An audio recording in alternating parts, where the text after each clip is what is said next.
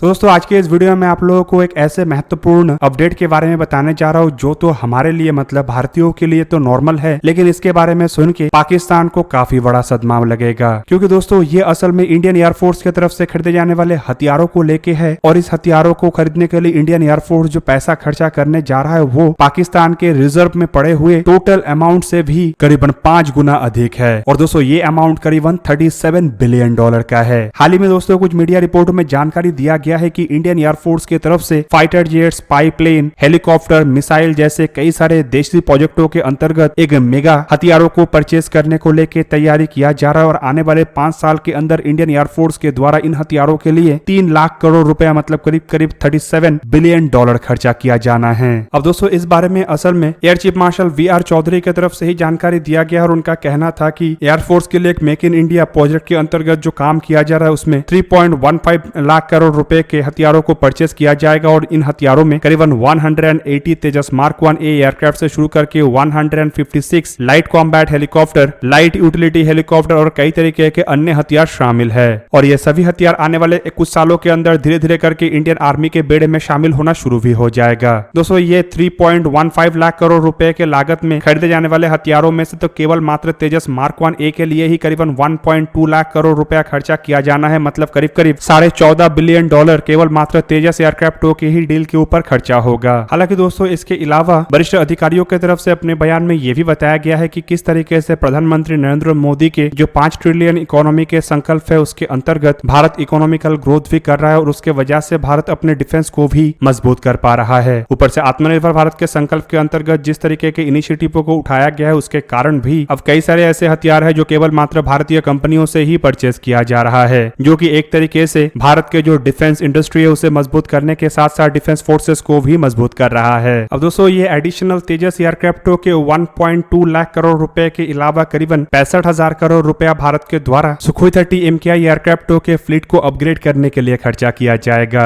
अब दोस्तों ये जो सुखोई 30 MKI एयरक्राफ्टों के अपग्रेडेशन का प्रोजेक्ट है इसे हिंदुस्तान एरोनॉटिक्स लिमिटेड और इसके ओरिजिनल इक्विपमेंट मैन्युफैक्चरर मतलब रशिया की कंपनी के द्वारा ज्वाइंटली आगे बढ़ाया जाएगा। हालांकि दोस्तों इन एयरक्राफ्टों को अपग्रेड करने के लिए जिस तरीके के इक्विपमेंट खास करके इलेक्ट्रॉनिक्स और रडार जैसे इक्विपमेंटों का जो इस्तेमाल किया जाएगा वो इन हाउस भारत में ही डेवलप्ड हो रहा है। और रिपोर्ट में यह भी दावा किया जा रहा है कि भारत और रशिया के जो गवर्नमेंट है उसके बीच में इसे लेके बातचीत चल रहा है और जल्द ही इसे फाइनलाइज भी कर लिया जाएगा। अब दोस्तों पहले बताया जा रहा था कि इंडियन एयरफोर्स के बेड़े में जो 260 प्लस सुखोई 30 MKI एयरक्राफ्ट है उन एयरक्राफ्टों में से करीबन 150 एयरक्राफ्टों को अपग्रेड किया जाएगा, लेकिन अब रिपोर्ट में दावा किया जा रहा है कि पहले फेज में केवल 90 एयरक्राफ्टों को अपग्रेड किया जाएगा, जबकि बाद में बाकी के 160 से अधिक एयरक्राफ्टों को अपग्रेड किया जाएगा और इन एयरक्राफ्टों को अपग्रेड करके नियर 5th जनरेशन तक लिया जाएगा। हालांकि दोस्तों इसके अलावा इस फंड का एक बहुत बड़ा हिस्सा एक स्पाई प्लेन के डेवलपमेंट में की भी खर्चा किया जाएगा, और आपकी जानकारी के लिए बता दूं कि ऑलरेडी ऐसे स्पाई प्लेन के ऊपर काम किया जा रहा है जो कि दुश्मन की एक्टिविटीज को आसानी से पिक कर सके। अब दोस्तों स्पाई प्लेन के प्रोजेक्ट का नाम है आई-स्टार प्रोजेक्ट, जिसका मतलब है intelligence surveillance target acquisition and reconnaissance, जो कि स्टेट ऑफ द आर्ट इक्विपमेंटों से लैस होगा और बैटलफील्ड में लगभग सभी तरीके के जानकारी को हासिल कर सकेगा और इंडियन एयरफोर्स के अन्य एसेटों के साथ ये जानकारी शेयर करेगा। हालांकि इसके अलावा कुछ दिन पहले ही जानकारी दिया गया था कि इंडियन एयरफोर्स की तरफ से करीबन 156 लाइट कॉम्बैट हेलीकॉप्टरों को भी परचेस किया जाना है, जो कि 45,000 करोड़ रुपए के लागत से परचेस किया जाएगा। हालांकि इसके अलावा चेतक और चीता जैसे चॉपरों को भी रिटायर करने के लिए लाइट यूटिलिटी हेलीकॉप्टरों को भी एक बड़े मात्रा में परचेस किया जाएगा, लेकिन इसके संख्या के बारे में फिलहाल जानकारी नहीं दिया गया है। हालांकि दोस्तों इसके अलावा इंडियन एयरफोर्स की तरफ से हिंदुस्तान एरोनॉटिक्स लिमिटेड के जो मीडियम रोल हेलीकॉप्टर या फिर कहे तो IMRH प्रोजेक्ट है उसे भी सपोर्ट किया जा रहा है, और रिपोर्ट के मुताबिक काफी बड़े संख्या में इन हेलीकॉप्टरों को भी इंडियन एयरफोर्स के द्वारा परचेस किया जाएगा। जबकि इसके अलावा long range surface to air missile का भी एक प्रोजेक्ट है जो कि भारत के खुद के इंडिजीनियस S-400 क्लास के मिसाइल है, और इसका भी डेवलपमेंट हो रहा है जो कि जल्द ही टेस्ट भी होना शुरू हो जाएगा, और इस प्रोजेक्ट में भी इंडियन एयरफोर्स की तरफ से एक बहुत बड़ा समर्थन दिया जा रहा है। हालांकि इसके अलावा प्रोजेक्ट कुशा नामक एक और प्रोजेक्ट है जिसमें भी करीब 21,700 करोड़ रुपया खर्चा किया जाना है, और इसका भी अप्रूवल मिल चुका है। दोस्तों ये project defence research and development organisation का है जो कि कुछ प्राइवेट सेक्टर कंपनी और पब्लिक सेक्टर कंपनी के साथ मिलके आगे बढ़ाया जा रहा है। हालांकि प्राइवेट और पब्लिक सेक्टर कंपनियों के साथ मिलके और एक प्रोजेक्ट को भी आगे बढ़ाया जा रहा है जो कि एक medium range surface to air missile है, और आपकी जानकारी के लिए बता दूं कि इसके लिए भी करीब 14,500 करोड़ रुपया खर्चा किया जाना है। हालांकि इंडियन एयरफोर्स एयरफोर्स अभी भी 7,500 करोड़ रुपए के और एक प्रोजेक्ट को लेके भी अप्रूवल का इंतजार कर रहा है, जो कि मिसाइलों के सेक्टर को लेके है। और ऊपर से आपकी जानकारी के लिए यह भी बता दूं कि प्रलय बैलिस्टिक मिसाइल सिस्टमों को भी इंडियन एयरफोर्स के बेड़े में बड़े मात्रा में शामिल करने का तैयारी किया जा रहा है। और शायद ये जो 7,500 करोड़ रुपए के प्रोजेक्ट का जिक्र किया जा रहा है, ये प्रलय मिसाइलों के ही रिलेटेड हो। वहीं पे दोस्तों C295 एयरक्राफ्टों के बारे में तो आप लोगों को पता ही होगा, जो कि कुछ ही समय पहले करीबन 22,000 करोड़ रुपए के लागत से खरीदा गया था। और अब बताया जा रहा है कि पहला एयरक्राफ्ट इंडियन एयरफोर्स में शामिल होने के बाद शायद और बड़े मात्रा में इन एयरक्राफ्टों को इंडियन एयरफोर्स के लिए खरीदा जाए। हालांकि दोस्तों इसे लेके अब तक संपूर्ण ऐसा कोई क्लियर जानकारी नहीं आया है, लेकिन भारत में जेहेतु इन एयरक्राफ्टों का निर्माण हो रहा है तो बड़े मात्रा में इन एयरक्राफ्टों को और बनाने का भी संभावनाएं हैं। इसके अलावा और एक मेगा प्रोजेक्ट है HTD-40 प्रोजेक्ट, जिसके अंतर्गत करीब करीब 6,100 करोड़ रुपया खर्चा किया जा रहा है। अब दोस्तों इससे आप लोगों को अंदाजा लग गया होगा कि भारत की तरफ से कितने बड़े मात्रा में एयरक्राफ्ट और अन्य हथियारों को परचेज किया जा रहा है, जिसका लागत करीबन $37 बिलियन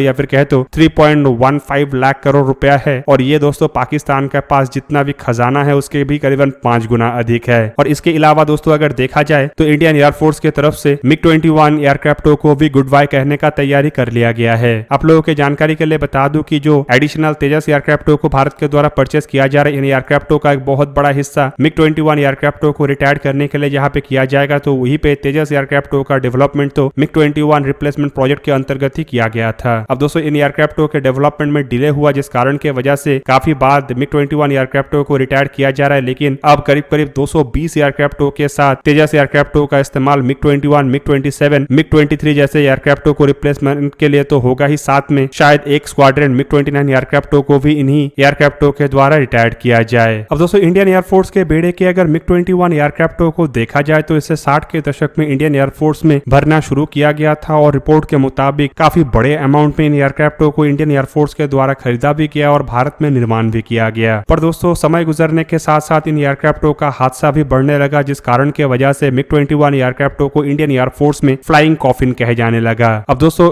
इन एयरक्राफ्टों के वजह से बीते कई सालों में कई सारे होनहार पायलट अपने जान गंवा चुके हैं। हालांकि कई सारे मजबूरी के कारण इंडियन एयरफोर्स को अभी भी इन एयरक्राफ्टों को इस्तेमाल करना पड़ रहा है। लेकिन हाल ही में air chief marshal VR Chaudhary की तरफ से अपने बयान में कहा गया है कि साल 2025 में और इंडियन एयरफोर्स को MiG-21 एयरक्राफ्टों को इस्तेमाल करना नहीं पड़ेगा। मतलब दोस्तों शायद साल 2024 के अंत तक जो बचे Kuche MiG-21 aircraft Indian air force के बेड़े में सर्विस में है उसे रिटायर कर दिया जाए और उसके बाद इन एयरक्राफ्टों को और इंडियन एयरफोर्स के द्वारा इस्तेमाल ना करना पड़े। हालांकि कई सारे जगहों में MiG-21 एयरक्राफ्टों को रिटायर करने के लिए ये तेजस Mark 1A एयरक्राफ्टों को भर्ती किया जाएगा, जबकि मुझे नहीं लगता है कि साल 2024 के अंत तक या 25 के शुरुआती समय तक ये सभी MiG-21 एयरक्राफ्टों का जगह नए तेजस एयरक्राफ्टों के द्वारा भरना संभव है। हालांकि दोस्तों इन एयरक्राफ्टों को शायद रिटायर करने के बाद कुछ समय वो स्क्वाड्रन खाली रहे, लेकिन धीरे धीरे करके सभी स्क्वाड्रन में MiG-21 की जगह में तेजस एयरक्राफ्टों को ही भरा जाएगा। और आखिरकार जो पहले MiG-21 एयरक्राफ्टों को भी रिटायर किया गया था, उन एयरक्राफ्टों का जगह भी ये तेजस एयरक्राफ्ट ही लेगा। दोस्तों आप लोगों को क्या लगता है कि इंडिया की तरफ से जो बहुत बड़े हथियारों की खरीदारी, मतलब $37 बिलियन के हथियारों की खरीदारी को लेकर अनाउंसमेंट किया गया है, ये पाकिस्तान जैसे देशों के लिए कितना बड़ा जलन का कारण बन सकता है? कमेंट करके अपने राय अवश्य दीजिए। दोस्तों आज के इस वीडियो को यही पे ही करते समाप्त। किसी और एक दिन किसी और एक वीडियो में मिलते हैं, तब तक के लिए जय हिंद, वंदे मातरम।